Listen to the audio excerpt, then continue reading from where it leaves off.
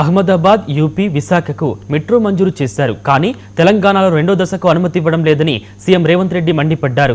వివక్ష ఏ స్థాయిలో ఉందో అర్థం చేసుకోవాలన్నారు. రాజకీయాల కోసం తాను మాట్లాడటం లేదని, మెట్రో ఫేజ్ 2ను పూర్తి చేయడమే తమ లక్ష్యమన్నారు. గుజరాత్ మొన్ననే అహ్మదాబాద్ మెట్రో ఫేజ్ 2 నిధులు ఇచ్చి చూసినా మన క్యాబినెట్ లో అహ్మదాబాద్ మెట్రో రాగలుగుతుంది, హైదరాబాద్ మెట్రో మాత్రం ఆగిపోతుంది.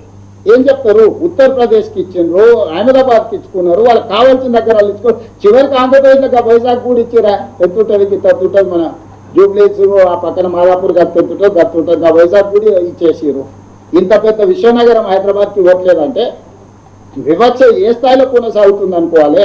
గుజరాత్ కోటాలిస్తే గుజరాత్కు మొన్ననే అహ్మదాబాద్ మెట్రో ఫేజ్ 2 నిధులు ఇచ్చి చూసినా మన క్యాబినెట్ లో అహ్మదాబాద్ మెట్రో రాగలుగుతుంది, హైదరాబాద్ మెట్రో మాత్రం ఆగిపోతుంది.